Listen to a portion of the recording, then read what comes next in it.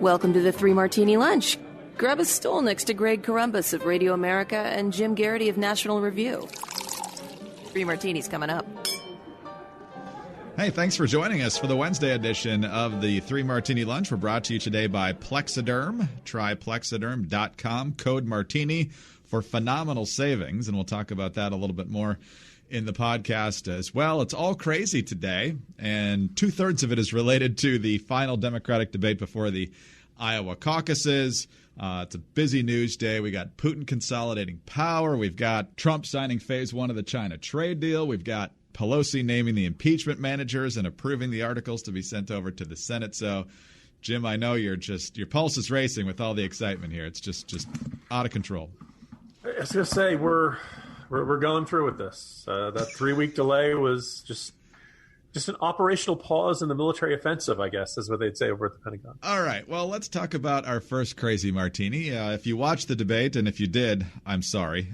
Read the Morning Jolt today to find out why, if you didn't watch it, you were the big winner last night. But they started off with talking about Trump and Iran and what makes a good commander-in-chief and a number of different aspects about that, one of which was this question from Wolf Blitzer to Joe Biden, because one of the big issues right now is whether a president has the right to order military action outside of congressional authorization. So Blitzer asks this to Joe Biden and gets this response. The Obama-Biden administration did not ask Congress for permission multiple times when it took military action. So would the Biden doctrine be different? No, there was the authorization for the use of military force that was passed by the United States Congress, House and Senate, and signed by the president. That was the authority. It does not give authority to go into Iran. It gave authority to deal with these other issues. Nobody challenged Joe Biden on this issue. And, Jim, it's a complicated issue. The president probably does need to have some latitude on this. But the ongoing drone campaign, which was in a whole lot of countries other than Afghanistan and Iraq, certainly took place throughout the Obama administration. I believe al-Awlaki was killed in Yemen. And then, of course, you got a months-long operation in Libya. So what do you make of Biden's response and the fact that no other Democrat on that stage, particularly the anti-war ones, said anything about it? This is a good example of why I find these debates really frustrating to watch. Wherever you are on the spectrum, you can say, okay, I'm not comfortable with the president having near limitless power to launch any kind of attack that he feels is necessary to execute the war on terror. Or you can say, no, you know what? These groups are kind of, always mutating, always changing, spreading to new countries. There's not enough time to go back to Congress and basically say, mother may I. In a lot of these situations, you have a limited time to make these kind of strikes. These are dangerous terrorists. We know they want to kill Americans. You got to trust the president to do this sort of thing. I can see the merits of both arguments. That's a valid argument to have. This is a complicated situation. But I don't think it's coherent to say that the American president launching a strike on Soleimani, who was funding terror groups that were killing Americans in Iraq, funding terror groups, that's somehow in Iraq, after there's been authorization for the use of military force in Iraq, that's somehow some crazy, unconstitutional, this is something I don't know. But it's totally fine to topple Gaddafi's regime in Libya because of the authorization for use of military force in Afghanistan or Iraq. That is not a coherent position. And I think it says a great deal about both the audience, the people voting, the moderators, and all of Biden's rivals that nobody felt this was worth pointing out or even objecting to. Either they don't remember it or they're just not well-versed enough to make the argument. I mean, you can make the argument that on a lot of issues, Bernie Sanders in particular, probably the most virulent anti-war candidate on the stage, has a lot of canned phrases, but not a lot of details on what he would actually do differently. He just wants to shake things up. But notice when Sanders complains about wars, both he and Biden brought up Vietnam last night, Greg. Yes. I really wanted Pete Buttigieg to say, okay, boomer. Those of us who went through Bill Clinton and Dan Quayle and what did you during the war? Did you dodge the draft? Did you all this kind of stuff? Kind of look forward to the fact that eventually presidential campaigns would not focus on Vietnam. It's 2020 and candidates are still bringing up how they stood their stance on the Vietnam War. But again, you notice Bernie, when he's making his complaints, he never brings up Libya. Right. There's no indication that he thinks Libya was really, an imperial presidency and warmongering and inappropriate use of U.S. military forces, et cetera, et cetera. What most people's thinking comes down to, well, if the president is of my party, I trust him. If the president is of the other party, it's a dangerous, reckless escalation. I think that's, a nonsensical way to look at American politics. But in the end, that's how a lot of people see it, Greg. Jim, very slight correction. Both Biden and Sanders are too old to be boomers. They were born in 41 and 42, respectively. So, got to be post-war. I'm not saying, okay, greatest generation. Well, he's not that either. They're not that great. Because clearly he wasn't old enough to serve. So I'm not sure what you call that generation. But no, those two certainly aren't great, and they're too young to be boomers. That's incredible. What they are, though, is fantastic prospects for customers for Plexiderm. Good transition there. Thank you. Oh, you're welcome. And it's a new year. I don't know if those guys have set New Year's resolutions other than to maybe be the next president, but a lot of times they and maybe us think new year, new me. Well, maybe it's more like new year, new wrinkles, because with every passing year, we all look older. But now that's all changed thanks to magic in a bottle called Plexiderm Rapid Reduction Serum. It's like you simply turn back the clock instead of ringing in another new year. Plexiderm is very simple. It's a clinically studied serum. It visibly eliminates your wrinkles, your crow's feet, and those bags under your eyes, literally in just minutes. It's the easiest New Year's resolution you can possibly make. All you have to do is apply the serum to any problem areas under the eyes or anywhere else, and it's just a new you. And the best part is there's no surgery, there's no Botox. It's entirely natural. Simply put, you will be blown away by the results. Ring in 2020 with confidence, knowing that Plexiderm is going to give you smooth, younger-looking skin in just minutes.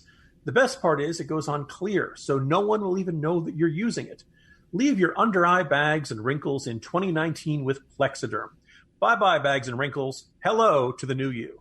Go to tryplexiderm.com and use our code Martini for 50% off plus an additional $10 off. That's right, 50% off plus an extra $10 off. This offer is also available by calling 1-800-685-1292 and mentioning the code Martini. Plexiderm is backed by a 30-day money-back guarantee. Visit tryplexiderm.com, tryplexiderm.com, and use the code Martini at checkout. Tryplexiderm.com, code Martini. All right back to the debate, Jim, and the one moment that I think most people were actually waiting for on Tuesday night came towards the end of the first hour. We got through the national security questions, and then Abby Phillip of CNN decided to bring up the issue that we talked about yesterday, and that was Elizabeth Warren suddenly remembering just weeks before the Iowa caucus that Bernie Sanders told her back in 2018 that a woman couldn't get elected president. So Abby Phillip brings this up to Bernie Sanders. Here's the question, and here's a big chunk of his response. CNN reported yesterday that, and Senator Warren confirmed in a statement, that in 2018, you told her that you did not believe that a woman could win the election. Why did you say that? Well, as a matter of fact, I didn't say it. And I don't want to waste a whole lot of time on this because this is what Donald Trump and maybe some of the media want. Anybody knows me, knows that it's incomprehensible that I would think that a woman could not be president of the United States. Go to YouTube today. There's a video of me 30 years ago talking about how a woman could become president of the United States. In 2015, I deferred, in fact, to Senator Warren. There was a movement to draft Senator Warren to run for president. And you know what? I stayed back. Senator Warren decided not to run, and I did run afterwards. Hillary Clinton won the popular vote by 3 million votes. How could anybody in a million years not believe that a woman could become president of the United States? So notice in the question, Jim, that she didn't say, did you say this? It was, why did you say it? So she follows up, and it gets even worse for Abby Phillip. So Senator Sanders, I do want to be clear here. You're saying that you never told Senator Warren that a woman could not win the election. That is correct. Senator Warren, what did you think when Senator Sanders told you a woman could not win the election? Jim, There's so many different ways that this question could have been phrased to Warren. Did he actually say this? Explain what he actually said and what you heard. Where were you? What was the context? None of that. I don't know if it's because she thinks because CNN reported it had to be true, or what happened here. What's your reaction to all this? Yeah, first of all, I think you put your finger on a very key factor here, and this is something that something almost of a conflict of interest for CNN. Their reporting is the heart of this. They had the initial exclusive of this. If Bernie Sanders comes out and says, "I never did it, I never said it," and then the question is, like, to me, the best way to put the question to Senator Warren, did Bernie Sanders just lie right now? And that's a yes or no question, right? She has said that he made this comment. He has vehemently denied it. Over to you. The question, as she phrased it to Sanders, pretty much just basically assumed that it had been said and that the denial was false. Now, by the way, keep in mind also there's a decent amount of possibility that Bernie could have said something like, "Yeah, a woman's going to have a tougher time," which I think, most people would say is not inherently sexist. It's not an attack on women. It's his assessment of what the state of the electorate is after, what they saw in 2016.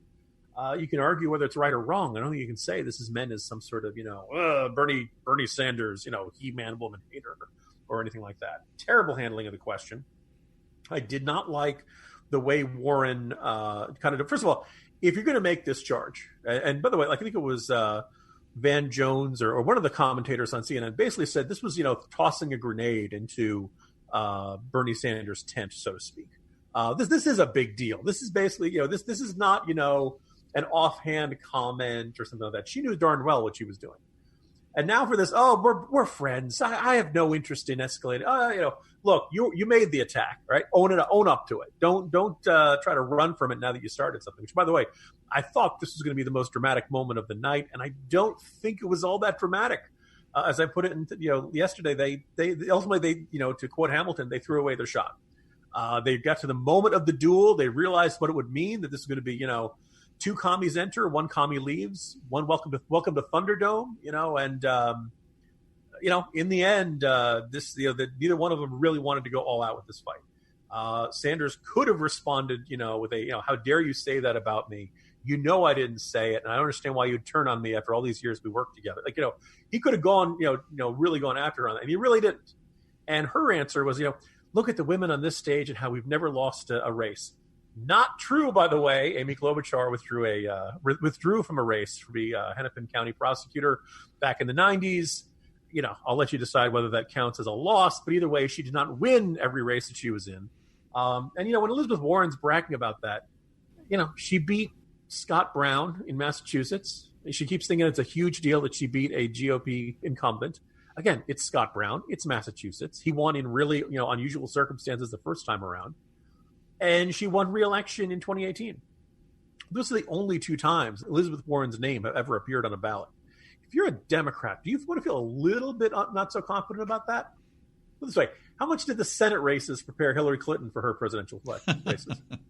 I do like Bernie Sanders' recommendation that folks go back and look at his YouTube comments, because there's a lot of stuff from the 80s where he talks about how wonderful the Sandinistas are in Nicaragua and Castro is in Cuba. And if you really want to get on his misogynist side, didn't he write some stuff back in the early 70s that's really kind of nasty about women? But anyway. But also, can we also observe that Bernie Sanders has pretty much looked the same since like 1986? Yes. Right? I mean, early baldness, and he's saying a lot of the same stuff exactly the same way. So, if you want the unchanging man who has, not changed since when you and I were in grade school, Greg, this is your man. Well, the situation here, of course, is that Warren is trying to make the argument that, look, this person who just happens to be ahead of me and is potentially going to get more delegates than me in Iowa and New Hampshire, all of a sudden hates women. Well, it's of course, the woke culture that we're seeing here. We see it with race and the diversity debate over who's on the stage, because everybody was white last night, and now Warren's playing the woman card, and Sanders is the sexist. But sometimes you just got to call this stuff out for what it is. We've done it. And another place where you might hear people calling it out too is the Mock and Daisy Common Sense Cast. It's a new podcast from Radio America where they talk about the issues that matter to you, everything from parenting to social media, the dangers of political correctness, the importance of marriage and men and family values. They're smart, they're funny, they're conservative, and they do take everything with a dash of politics, but a lot of different tangents they'll go off on as well. So find out more about the Mock and Daisy Common Sense Cast by going to chicksontheright.com or start listening on the Apple Podcast app, Spotify, or your favorite podcasting platform. All right, Jim, as we head to our third Crazy Martini here, and some folks thinking, man, they're kind of going easy on Bernie. All right, this is your time. Bernie Sanders has assembled quite a staff. By all accounts, he's ready for whatever the weather happens to be on February 3rd in Iowa. They've got people with big trucks ready to drive people to the caucus sites. I'm guessing they're okay with the carbon emissions in that particular scenario. But he's also got a field organizer named Kyle Jurek. And Kyle Jurek's operation, wherever he was based, was infiltrated by Project Veritas. And they've now got two different installments of their insider expose on this up. The first installment is the one we're going to look at. There was also a discussion by Kyle Jurek of the virtues of gulags. He says people were paid living wages in gulags, and that's where rich people still need to go to learn about what it's like to be in the working class. Also talked about how people who resisted the revolution in Cuba were lined up and shot on the beach and how that was a good thing. More immediate to our concerns here, though, is what he says is going to happen if Bernie is not only not the nominee, but not the nominee on the first ballot at the convention in Milwaukee later this year. This is in a bar or a restaurant, so the audio is a little bit tough to hear, but this is Kyle Jurek of the Bernie Sanders campaign. Bernie doesn't get the nomination, or it goes to the second round at the DNC convention. Milwaukee will burn. It'll start in Milwaukee, and then when the police push back on that, and other cities. So Milwaukee's going to burn, and when the police push back, it's not only Milwaukee, but all the other cities are going to burn. So, Jim, I assume if this was a staffer for a top-tier Republican candidate, this would probably be leading most national newscasts. I haven't seen it anywhere other than social media so far. You know, Greg, in and of itself, the idea of a presidential candidate having a nutty supporter is not terribly huge news. I do think that after the shooting at the GOP softball game, which was perpetuated by a guy who was a adamant Bernie Sanders supporter and volunteer for his campaign, means we can't necessarily hand-wave this away the way we used to. I guess probably the more troubling thing is the idea that this is, I think, not necessarily the most outlandish interpretation of where Bernie Sanders supporters want the country to go to. Really interesting study where the person, it was based on online interaction. So it wasn't you could argue about whether this was, you get more honest answers from people when they're answering anonymously or whether you're getting less honest answers and they take it less seriously when they're answering anonymously. But basically kind of measured the desire of people who want to, quote unquote, burn it all down. They basically believed that the current systems in the United States had failed them, not that they had failed themselves, not that they had failed that ultimately, the system, right, with economic system, political system, cultural system, everything that makes America, was there anything worth preserving? And that a significant chunk of people, like I think it came up to 30% of the electorate, all kind of had this attitude of, no, I kind of want to burn it all down and see what starts next. This is, unconservative in every sense of the word, in the sense that you don't see anything worth conserving about our society. It's almost nihilist more than it's any particular coherent philosophy. And that quote from The Dark Knight, some people just want to see the world burn. Unsurprisingly, the two candidates who most appealed to people in this poll were Bernie Sanders and Donald Trump. Again, does this mean every single supporter of these guys is a raging maniac who wants to, be an arsonist? No, not necessarily. But I don't think that this guy is a lone outlier amongst Bernie Sanders supporters. He certainly is traveling in a peer group where not people say, oh, good heavens. Of course, if he loses at the convention, we're not burning down Milwaukee, right? There's nobody around him to say, no, that's wrong. No, we would never stand for that. I'd like to think if you asked Bernie Sanders about this, he would say, no, I wouldn't want to do this. But I'm not sure. And I kind of wonder how plausible it is that seemingly respectable, seemingly nonviolent, seemingly non-radical candidates tend to attract these radical, hateful, maniacal supporters. Ron Paul used to get all this kind of stuff, and on paper, Ron Paul, as this pure libertarian, shouldn't be attracting racists and weirdos and neo-Confederates and all that kind of stuff. But for some reason, they kept gravitating to him. And I had a hard time believing it was entirely coincidental that all these people hear a particular politician speak and say, oh, this guy's on my side. He wants to burn the country down too. Jim, the other fascinating fact I've noticed from this Kyle Jurek character is that in one of the videos, he describes himself, get ready for this, as an anarchist communist. So let's break that down just a little bit. Anarchist wants no government. Communist wants the government to own and run everything. So it's almost like these young radicals haven't quite thought through or even understand what they're saying. I mean, again, they don't know what these labels mean. I remember a particular radio host who said he was libertarian. And every time I listened to him, he was backing one government program after another. It was early Obama administration. And I kept saying, when does the libertarian part start? And, first of all, I think you're right. Some people simply don't know what the terms mean. But as I said, what he's describing there, we'll burn it down if we don't get our way. That's radical. That's anarchist. Perhaps I think most actually described as nihilist. You just want to see things destroyed because you're so angry at the world, I would suspect, about the conditions of your own life.